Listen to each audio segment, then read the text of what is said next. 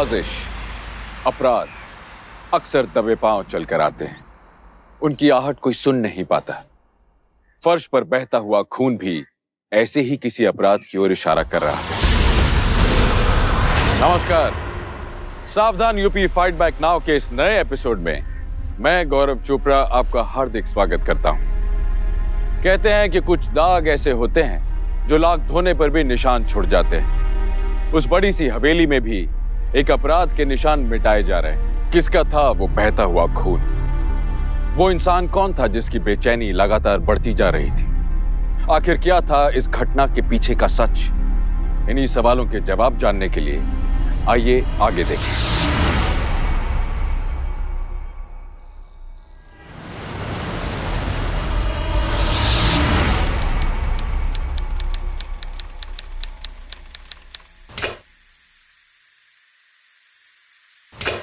बहुत थोड़ा सा आटा बचा है छोटी माँ, आटा लाना पड़ेगा। अच्छा, जरा देख तो कितना आटा बचा है।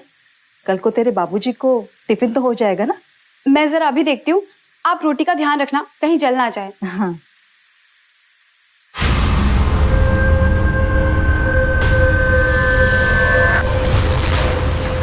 कल सुबह की रोटी बन जाएगी, शाम की रोटी के लिए आटा लाना पड़ेगा। ठीक है। अरे संध्या, अरे आज रोटी मिलेगा कि उठ जाएं? हाँ हाँ, बन रही ना रोटी। हम लोग मशीन थोड़ी ना है।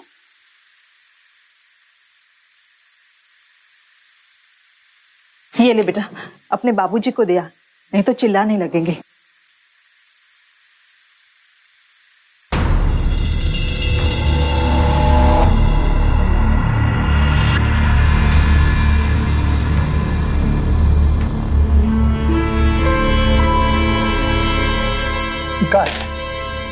सारा दिन मेहनत करके घर आओ और खाने को क्या मिलता है? ये जला हुआ रोटी। अब ये जला हुआ रोटी खाए हम? रोटी जल गया है क्या? ये लीजिए। अरे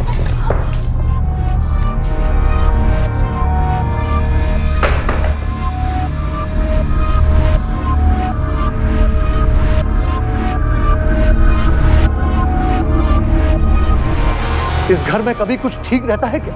जिसको देखो वही टूट फूट गया। खाने के लिए बैठो तो रोटी जला हुआ मिलता है, कुर्सी पे बैठो तो उसका टांग टूट जाता है। सारे घर को नरक बना के रख दिया। आपके बिगड़ने से कुर्सी ठीक हो जाएगा क्या? कुर्सी का बात कर रहे। इस घर का हालत देखा है आपने? पता नहीं कब टूट के गिर जाए। कहना क्या चाहती हो? इस घर को फेंक दें और नया लेके आए? हाँ हाँ, हो सके तो ले आइए ना। इतना बड़ा ना सही, छोटा ले आइए, लेकिन मजबूत ले आइए। अरे हमारे बाप दादा का मकान है ये, खानदानी घर है ये, समझी? हमारे बाद हमारे आने वाली पीढ़ी को जाएगा।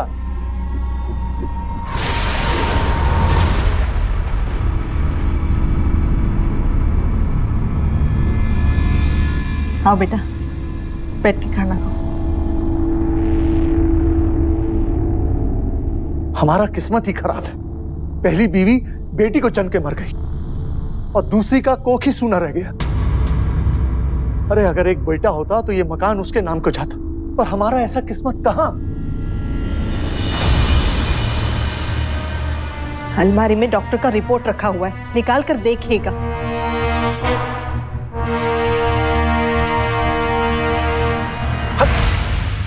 नहीं खाना हमको खाना, वही चैन से खाना तक खाने नहीं देता है। सच कहते हैं सब, सारी मुसीबत की जड़ औरत ही है। तुम क्या देख रही हो हमें? हमारी जिंदगी की सबसे बड़ी मुसीबत तुम ही हो। अगर तुम नहीं होती तो हमें कोई परेशानी नहीं होती।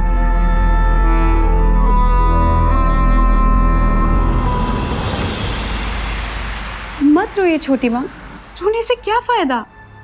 और बाबूजी की बात पे रो रहे हैं? वो तो बस ऐसे कुछ भी बोल देते हैं, मन में कुछ नहीं है उनके। प्लीज जाने दीजिए इस बात को। आपको ये सिर्फ आज की बात नहीं है, उम्र के साथ इनका गुस्सा भी बढ़ता जा रहा है। वैसे आप गलत भी नहीं बोल रही थी छोटी माँ। दिन बर दिन बाबूजी का गुस्सा बढ़ता ही जा रहा है। ना ही मेरे लिए कोई रिश्ता आ रहा है और ना ही बाबूजी मुझे कॉलेज जाने देते हैं। घर से बाहर निकल भी नहीं पाती ज्यादा मैं। ऐसा लगता है जैसे मैं पागल हो जाऊंगी। तू चिंता मत कर रखो, मैं तेरे बाबूजी से बात करूंगी। जब तक तेरा कोई रिश्ता नहीं आता तब तक तुझे कॉलेज जाने दे।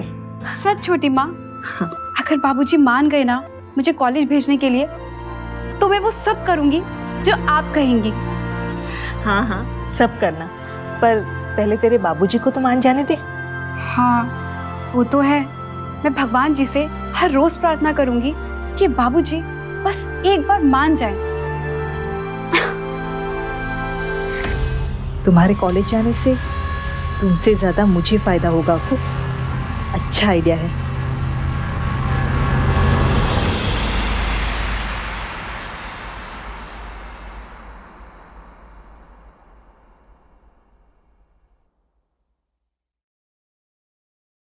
मुझे जो कहना है आप कह लीजिए, लेकिन कम से कम अपनी बेटी का तो ख्याल कीजिए ना।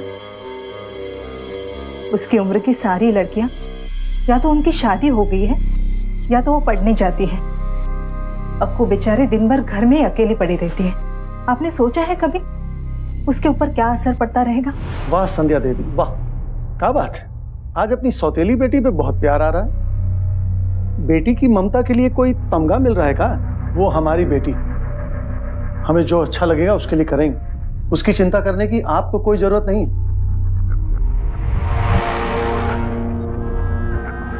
कोई तमगा नहीं मिल रहा है हमें। हम तो बस यही चाहते हैं कि इस घर में सुख और शांति बनी रहे। आपके चेहरे पे हमने कभी कोई खुशी नहीं देखी, तो कम से कम अक्कू को तो खुश रहने दीजिए ना। वो खुश रहेगी तो उसे देखकर हम भी खुश हो जाया करेंगे। जय हो साध्वी संध्या माता की जय हो। वाह, दूसरों की खुशी में खुश होना, कितना उच्च विचार, मन प्रसन्न हो गया। बस कीजिए, अक्कू को जीने दीजिए। वो थोड़ा पढ़ लिख लेगी तो अच्छा पढ़ा लिखा लड़का मिलेगा उसे। और आप तो आजकल की पीढ़ी को जानते हैं ना, अच्छी पढ़ी लिखी लड़की खोजते हैं ताकि शादी के बाद वो काम कर सके और आमदनी दुगनी हो। हम खानदानी लोग हैं संध्या, हमारे घर की बेटियां बाहर जाके काम धंधा नहीं करती। हम अपनी बेटी के लिए ऐसा ही घर ढूंढेंगे। अरे जब काम धंधा करना ही नहीं है तो पढ़ने का क्या फायदा? जितना पढ़ लिया उसने उतना बहुत है। खानदान की बात तो आप रहने दीजिए, कब के सब मर खप गए हैं, लेकिन आज भी इस खंडर में उन्हीं का राज चल रहा है।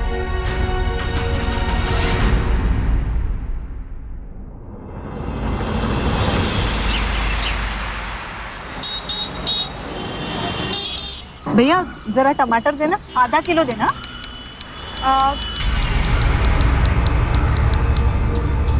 माँ पालक लेके आ, मैं पालक भी दे दो।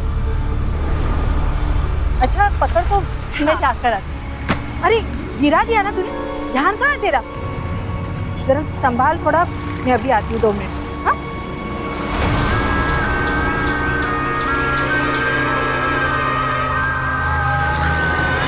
अरे आपकी तो बहुत सारी सब्जी गिर गई, लाइन में उठा देता हूँ।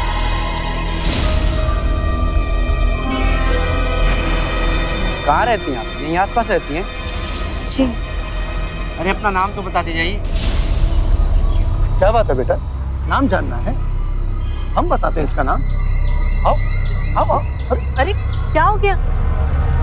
कौन है ये हमारी बेटी का नाम जानना चाहते हैं, बहुत उत्सुक है नाम जानने के लिए। यही बताने और दिखाने के लिए इन्हें लेके जा रहे हैं। आओ बेटा, आओ आओ। अक्कू तुम आगे बैठो।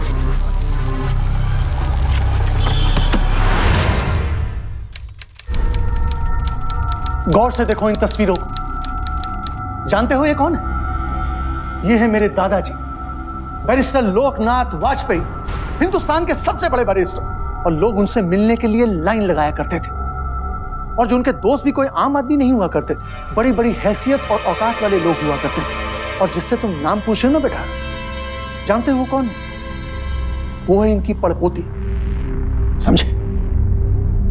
और अब तुम बताओ बरखुरदार, तुम्हारी क्या औकात? किस खानदान से हो तुम? अरे रहे होंगे आपके दादाजी बैरिस्टर, इससे मुझे क्या? अरे मैं तो बस इनकी मदद करने आया था कि आपका लंबा चौड़ा भाषण सुनना पड़ गया मुझे।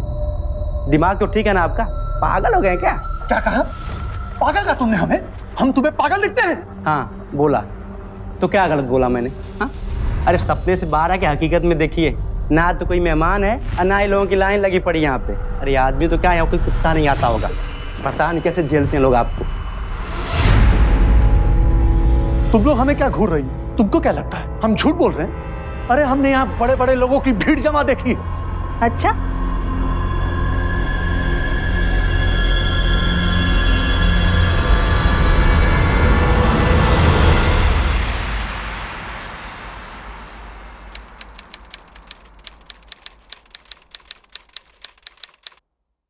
ये क्या तुम सारा दिन बैठ के फालतू का किताब पढ़ती रहती हो?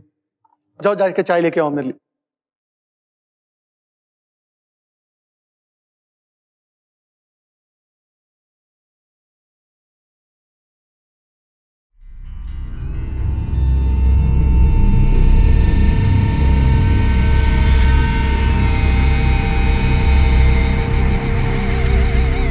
लगता है तुम्हारा छोटी माँ सही कह रही है, तुम्हें किसी कोर्स में एडमिशन दिलाना ही पड़ेगा, वरना तुम ये फालतू का किताब पढ़ पढ़ के अपना टाइम बर्बाद करती रहोगी। सच बाबूजी, आप मुझे कॉलेज भेजेंगे?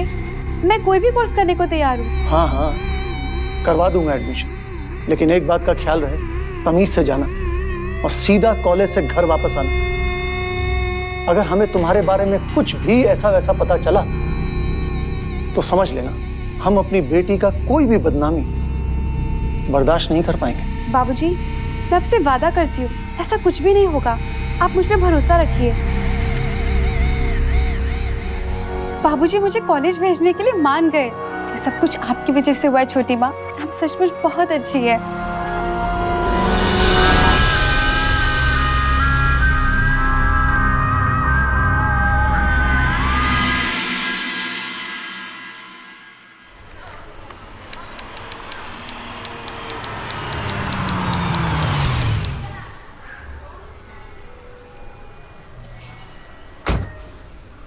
देखो, जो कुछ करना है जल्दी जल्दी कर लो, हम आधा घंटा में आएंगे तुम लोगों को लेने। ठीक। चलो।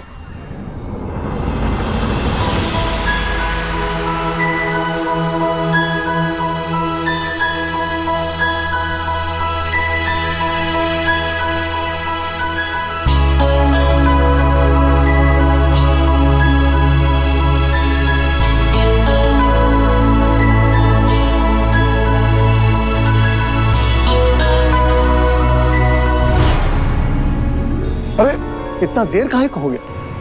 और सुनो, यहाँ तो लड़का लोग भी पढ़ता है, कोई लड़कियों वाला कॉलेज नहीं मिला क्या? अच्छा अच्छा ठीक है, यहीं पढ़ो, लेकिन सुनो, सिर्फ पढ़ाई करना और कुछ नहीं, हमारी और हमारे खानदान की इज्जत का ख्याल रखना। बाबूजी, मैं ऐसा कुछ भी नहीं करूंगी जिससे आपके और हमारे खानदान पर कोई भी दाग लगे। आप निश्चिंत रहिए। चलो।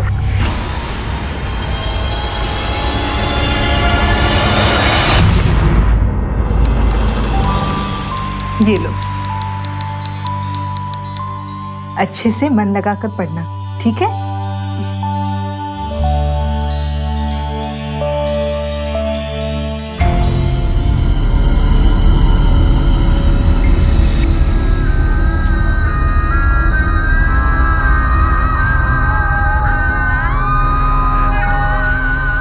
सुनो,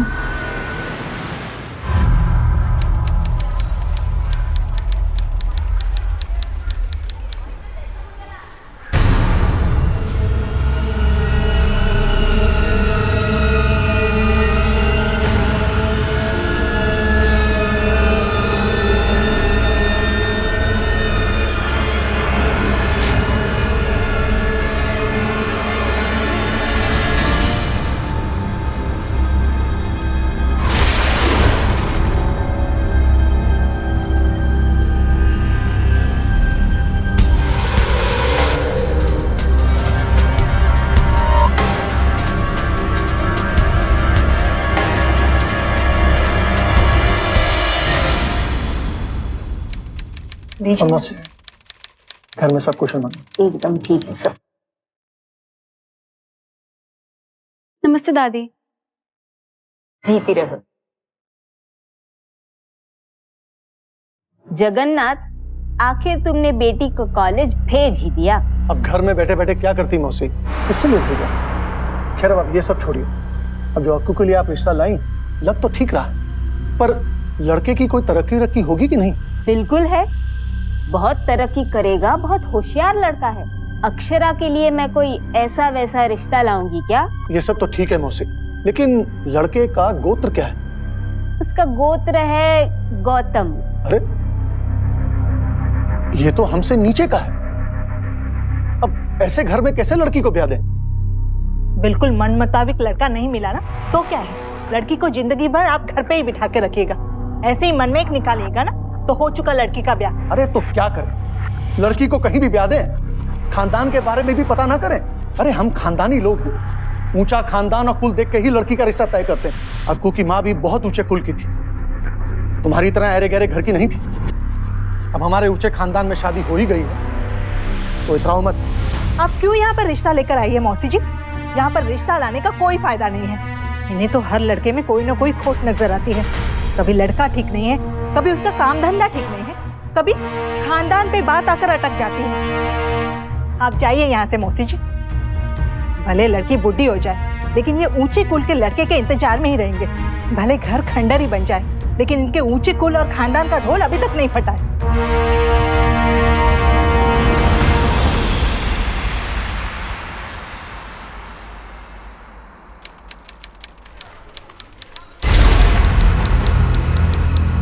हमारा नाम राहुल है, और तुम्हारा? अक्षरा, अक्षरा वाजपेयी। अक्षरा वाजपेयी, बड़ा ही प्यारा नाम है। मुझसे दोस्ती करोगी?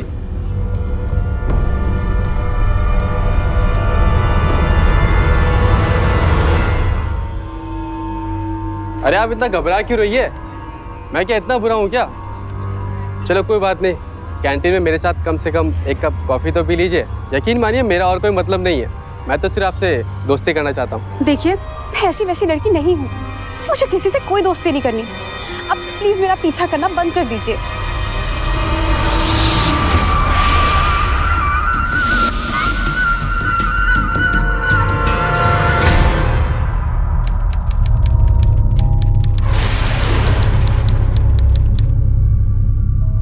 तुम पाया लगो मामा जी। आओ आओ नौटंकी बाबू। संध्या, चाय ले आओ, और हाँ बिस्कुट भी। तुम्हारा चहेता रवि आया है। और नौटंकी महाराज, कैसा चल रहा है तुम्हारा नौटंकी का क्लास? अरे कुछ पैसा वैसा भी कमा लेते हो कि बस ऐसे ही नौटंकी किए जा रहे हैं? अब देखिए मामा जी, मैं जो काम करता हूँ कोई बेकार का काम नहीं करता, कोई चोरी नहीं करता हूँ, किसी को धोखा नहीं देता हूँ। अब इज्जत की 2 रोटी कमा लेता हूँ, इसमें बुरा क्या है? कैसे हो रवि? मैं अच्छा हूँ मामी, आप कैसी हैं? मैं भी बहुत अच्छी हूँ। और सुनाइए, कोई ताज़ा खबर? हाँ, वो अक्कू है ना, कॉलेज जाने लगी। हाँ वो तो पता है मुझे, कॉलेज में देखा था उसको, उसी के बारे में बात करने आया हूँ। मामा, अक्कू की शादी की फिक्र नहीं है आपको? बेटा, बाप हैं हम उसके, हमको फिक्र नहीं होगा तो और किसे होगा? और तुम्हें आज अचानक काहे को फिक्र होने लगा? पहले तो तुम कभी इस बारे में कोई बात नहीं की। अरे बहन है तुम्हारी, आज तक कोई अच्छा रिश्ता लाए हो?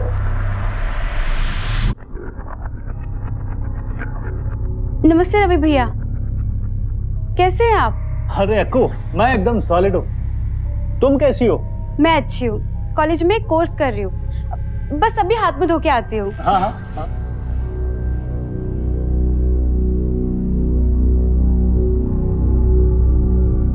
अक्कू कॉलेज में सबकी चहेती बन गई है, बहुत ही जल्दी बहुत सारे दोस्त बना लिया उसने, और कुछ तो लड़के भी दोस्त हैं उसके, और बहुत ही जल्द बॉयफ्रेंड भी बना लेगी। अब उसके लिए लड़का देखने की क्या जरूरत है? अरे क्या हो गया आपको? लड़कों से सिर्फ दोस्ती की है ना, उसमें कुछ गुस्सा करने की क्या जरूरत है? ये इसका क्या करेंगे आप? अरे सुनिए तो, कहाँ जा रहे हैं आप? अक्कू, अपने बाबूजी से माफी मांग ले, उनको बोल दे कि उस लड़के से तू कभी नहीं मिलेगी। बोल ना अक्कू, अक्कू बता ना। छोड़ मत, जाने दीजिए ना, माफ कर दीजिए उसे, जवान है, जवानी में ऐसा गलती सबसे हो जाता है। अक्कू, तूने कुछ ऐसा वैसा तो नहीं किया है ना?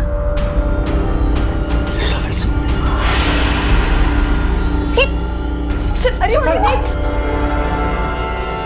अरे क्या कर रहे हैं आप? छोड़िए, कहाँ लेके जा रहे हो उसे? कुछ ऐसा वैसा करने से पहले लो पकड़ो इसे और देखो इन्हें,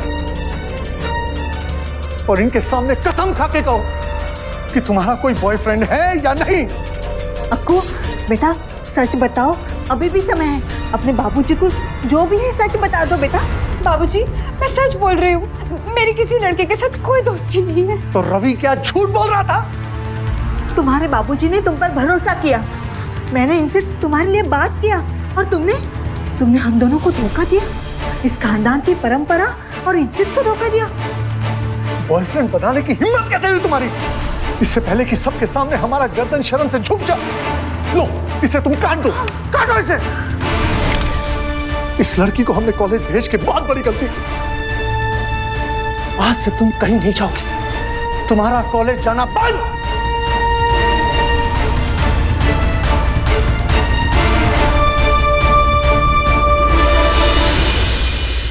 वो अक्कू, मुझे उसके बारे में कुछ नहीं सुनना है। एक बार मैंने कह दिया कि वो कॉलेज नहीं जाएगी तो नहीं जाएगी। हाँ कॉलेज तो नहीं जाएगी, पर मेरे साथ बाजार आ सकती है ना, या फिर कभी उसका सिनेमा देखने का मन करे तो ले जाऊं ना। ठीक है, लेकिन उस पर नजर बनाए रखना।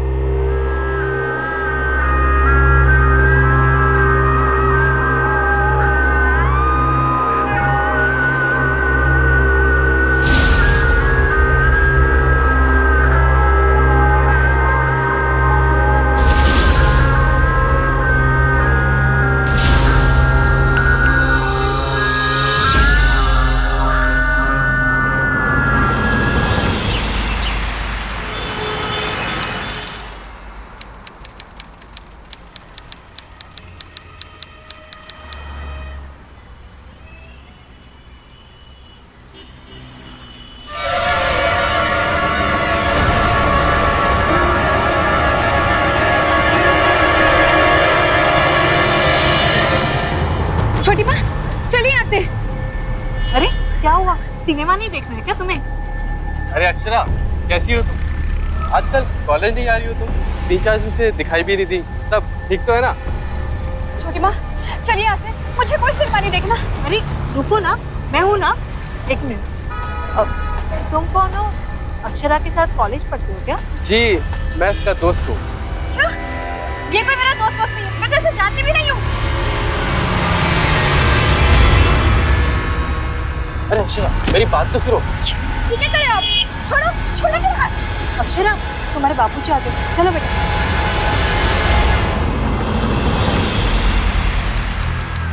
आज इन्होंने अक्कू को बहुत मारा, लगता है हमारा प्लान काम कर रहा है। अगर ऐसे ही चलता रहा ना तो किला जल्दी फतेह हो जाएगा।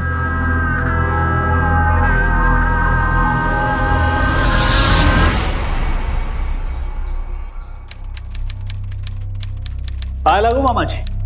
जीते रहो। क्या बात है, इतनी जल्दी में मुझे क्यों बुलाया? कोई खास बात है क्या? खास बात तो है बेटा। दरअसल हम सोच रहे हैं कि पीछे नौकरों वाले क्वार्टर की जो जगह है उसे बेच दें। वैसे भी अब नौकर रखने की हैसियत तो हमारी है नहीं, फिर उस जगह का क्या फायदा? अब उस जगह को बेचकर अक्कू के दहेज के लिए अच्छी रकम आ जाएगी। अब अच्छा दहेज देंगे तो हो सकता है अक्कू के लिए कोई अच्छा लड़का भी मिल जाए। लेकिन तुम चिंता मत करो, उस जगह को बेच के जो भी रकम मिलेगी उसका 1/4 तुम्हारी माँ को भी दूंगा, ये उससे कह देना, समझे? अरे मकान बेचना जरूरी है क्या मामा जी? और कोई बंदोबस्त नहीं हो सकता है क्या? बंदोबस्त के इंतजार में बैठूंगा तो अक्कू बूढ़ी हो जाएगी। अरे जितनी जल्दी रकम हाथ में आएगी उतनी जल्दी रिश्ता तय हो पाएगा। अरे इतनी हड़बड़ी में फैसला मत कीजिए। और कोई उपाय? क्या उपाय? क्या उपाय तुम ही बताओ। अरे जितना कह रहे हैं उतना करो, समझे?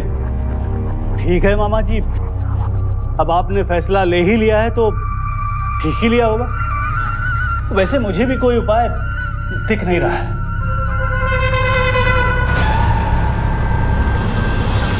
अब जो करना है जल्दी ही करना पड़ेगा।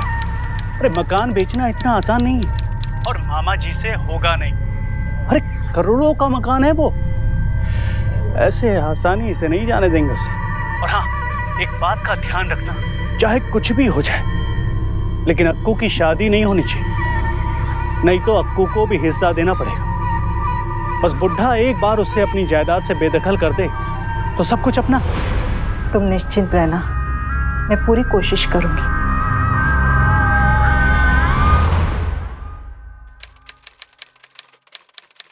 इस बार तुम्हारी बेटी के लिए बहुत अच्छा रिश्ता लाई हूँ। जगन्नाथ, इस बार मना मत करना। लड़का डॉक्टरी पढ़ रहा है, वो और उसका परिवार विदेश में रहता है। उनको लड़के का पढ़ाई पूरा करने के लिए थोड़ा ज्यादा पैसा चाहिए। कितना मांग रहे हैं? 50 लाख।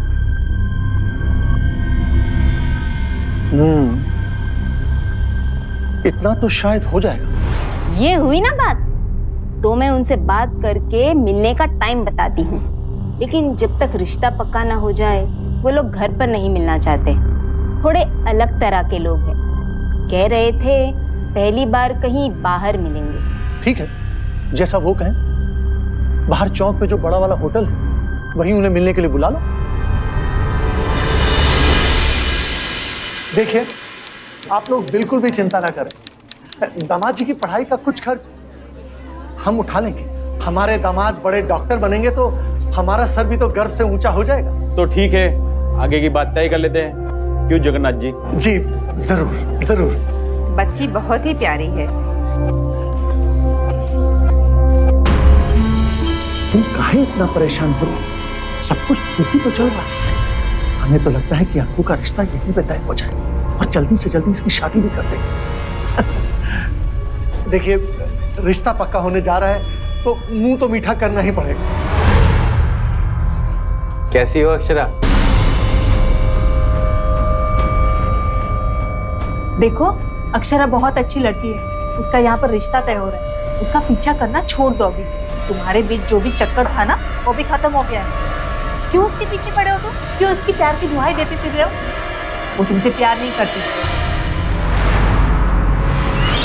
तुम सुधरने वालों में से नहीं।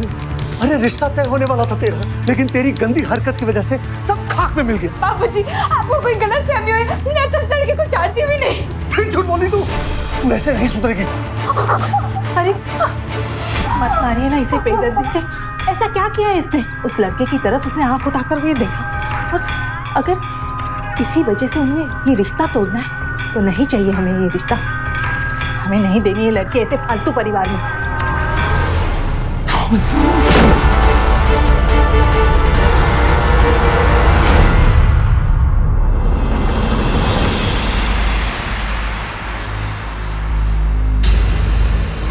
अरे ये क्या कर दिया आपने? आपने इसे मार दिया? बेटा आंखें खोल। अक्कू, हे भगवान, ये मर चुकी है। क्या किया आपने? आपने ये फूल जैसे बच्चे को मार दिया। आप खूनी है।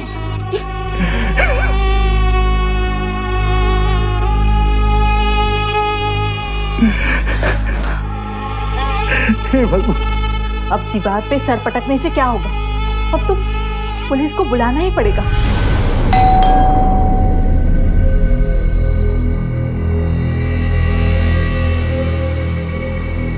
क्या हुआ? वो अक्कू वो मर गई। क्या? और मामा जी कहाँ हैं? वो वहाँ अंदर है। अरे रवि सुनो। अक्कू,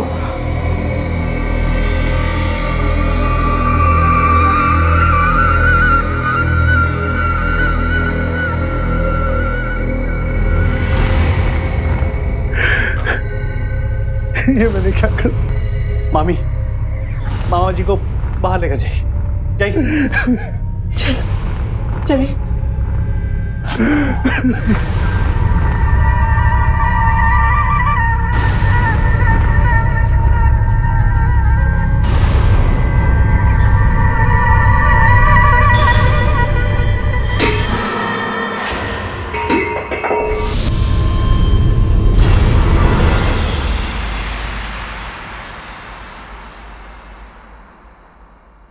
पुलिस को तो बुलाना ही पड़ेगा। अब हमारे पास कोई रास्ता नहीं बचा है। मामा जी, आप पुलिस को सरेंडर कर दीजिए। साफ साफ कह दीजिएगा पुलिस से कि आपने ये खून जानबूझकर नहीं किया। अरे गलती से हो गया आपसे। हम कोर्ट में अपील करेंगे, हो सकता है आपकी सजा शायद कम हो जाए। रवि ठीक कह रहा है, हमें पुलिस को बुलाना ही होगा। अब कहाँ लेके जा रहे हैं उन्हें छोड़ दीजिए। अरे सुनिए तो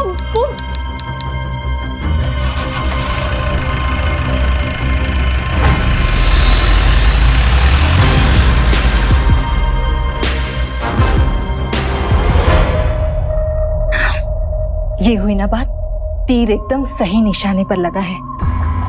अब बस इतना कर देना कि जायदाद मेरे नाम हो जाए, बस। सब कुछ तुम रख लोगे तो मैं क्या झुंझुना बजाऊंगी? जो कुछ भी तुम्हें मिलेगा ना, उसमें से आधा हिस्सा मुझे देना होगा, समझे ना? अरे हाँ हाँ, पहले जायदाद तो मिल जाने दो। एक मासूम लड़की अपनों के ही लालच और दरिंदगी का शिकार बन गई। हालांकि संध्या ने अक्षरा की मौत का प्लान नहीं बनाया था, पर उसकी मौत से उसे कोई पछतावा भी नहीं था। कैसी गिरी हुई मानसिकता के लोग थे ये, जो एक मासूम की मौत का जश्न मना रहे थे। एक ऐसी लड़की की मौत का जश्न मना रहे थे जिसने अपनी सौतेली मां पर अपनी सगी मां से ज्यादा विश्वास किया।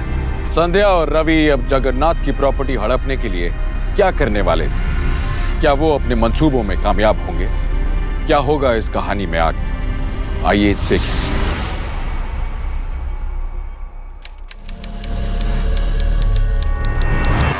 रिपोर्ट के अनुसार अक्षरा की मौत खून बहने से नहीं, दम घुटने से हुई है।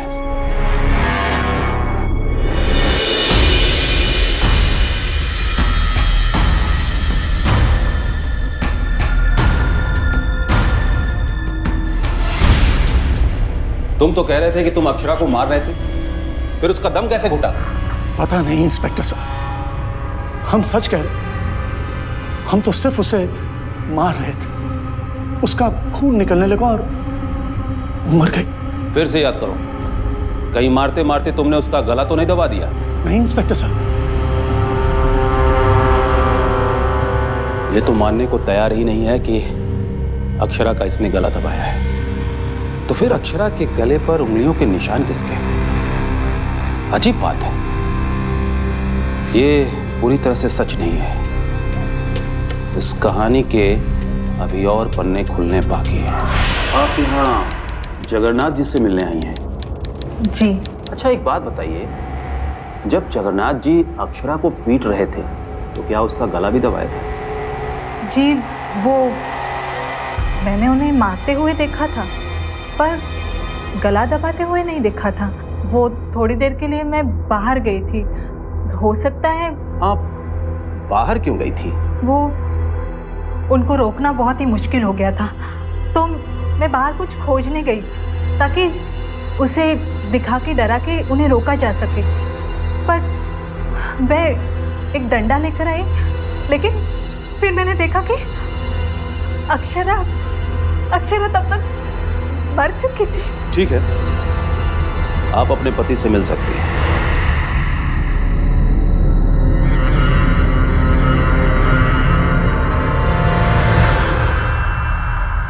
बहुत जबरदस्त खबर है, बुढ़ा मुझे अपनी पावर ऑफ अटॉर्नी देने के लिए तैयार हो गया। क्या बात कर रही हैं? अरे ये तो सचमुच बहुत जबरदस्त खबर है मामी। मामी? अरे हाँ, सबके सामने मामी और अकेले में संध्या डालेंगे।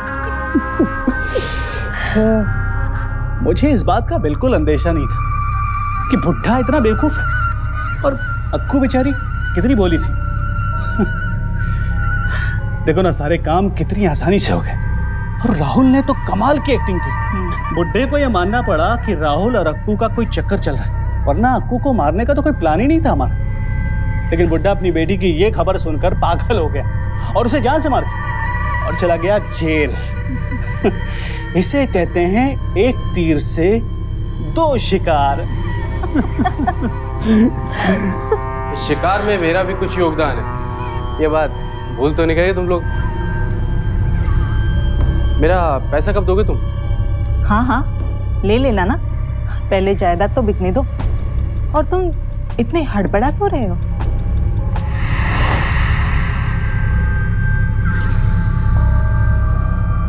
जायदाद बिक जाए तो सबसे पहले मैं BMW गाड़ी खरीदूंगा, उसके बाद स्विट्जरलैंड जहां पे डीडीएल जगह शूट हुआ था, और उसके बाद हॉलीवुड भी घूम ही आऊंगा। लगता है रवि सारा पैसा खुद ही हजम करना चाहता है। अगर नहीं दिया तो परेशानी खड़ा कर सकता है। कुछ तो करना पड़ेगा।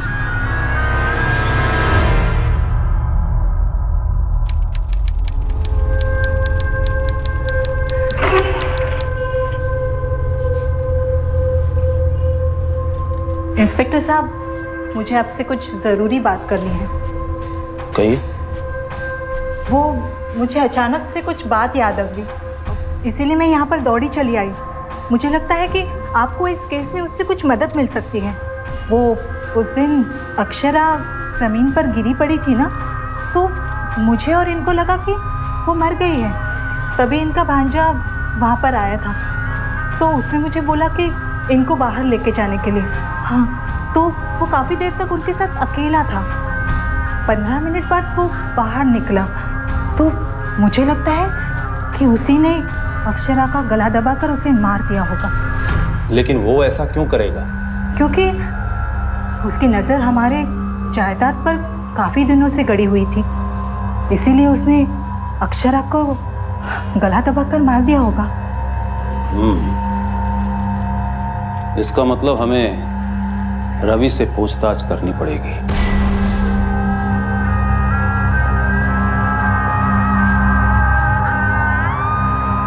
वो इंस्पेक्टर साहब, मैं अभी आती हूँ, ठीक है?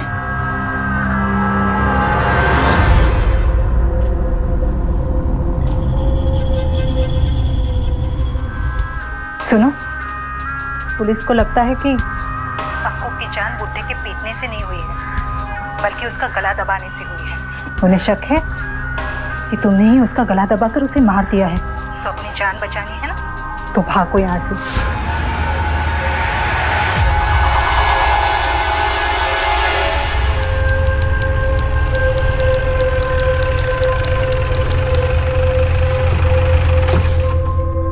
रुक जाओ। हाँ तो बेटा, जायदाद से करोड़ रुपए चाहिए थे ना तुम? वैसे कितने एक्टिंग स्कूल खोलने का इरादा था तुम्हारा? हाँ? इंस्पेक्टर साहब, मैंने पहले भी बताया कि मैंने कुछ नहीं किया। इंस्पेक्टर साहब, जब मैं वहां पहुंचा तो उससे पहले अक्कू मर चुकी थी। तो तुम अचानक वहां कैसे पहुंच गए? संध्या ने बुलाया था ना? जी हाँ, मुझे फोन करके उसी ने बुलाया था मुझे। संध्या ने तुम्हें ही क्यों बुलाया? वो तुम्हारी माँ को बुला सकती थी, तुम्हारे पिताजी को बुला सकती थी, किसी पड़ोसी को बुला सकती थी। उसने तुम्हें ही क्यों बुलाया? मुझे क्या पता इंस्पेक्टर साहब, आप उसी से पूछ लीजिए ना। वो तो हम पूछ ही लेंगे। अपने हाथ दिखाओ।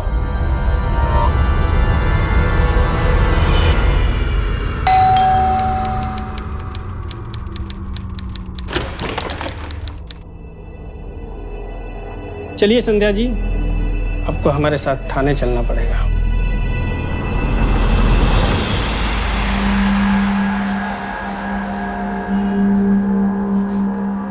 इंस्पेक्टर तिवारी को लगता है कि ये मर्डर मैंने किया।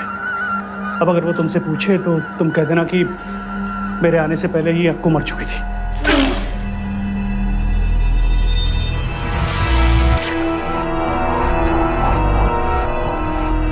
संध्या जी, जरा अपने हाथ तो दिखाइए।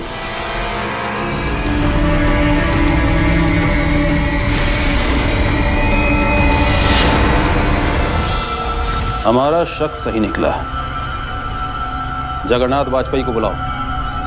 कैसा शक इंस्पेक्टर साहब? और यहाँ चल क्या रहा है? इतना परेशान होने की जरूरत नहीं है, अभी सब कुछ पता चल जाएगा।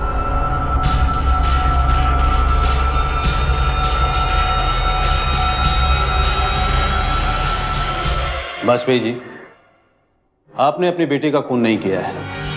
क्या मतलब? आप कहना क्या चाहते हैं इंस्पेक्टर साहब? मैं ये कहना चाहता हूं कि आपको फंसाया गया है और असली कातिल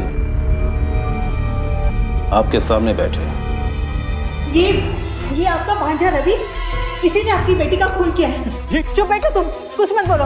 वो मैं आपको बाहर लेकर जा रही थी ना, तभी इसी ने अक्कू का गला दबाकर उसे मार दिया था। ना ना ना संध्या जी, अक्षरा का खून रवि ने नहीं किया।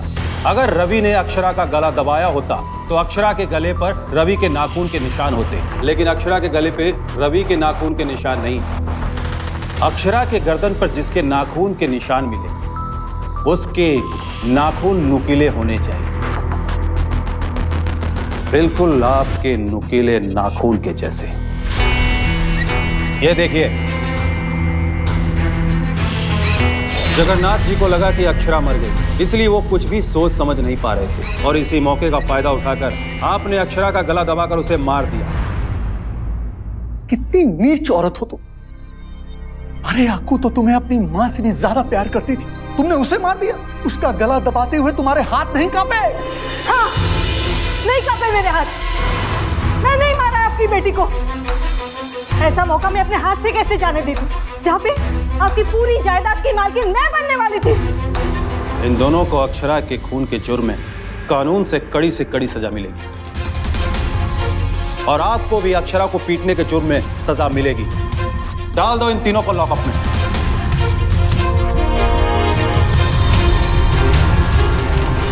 जमीन और प्रॉपर्टी के लिए होने वाली लड़ाइयों और अपराधों का इतिहास बहुत लंबा है, न जाने कितनी जाने गई।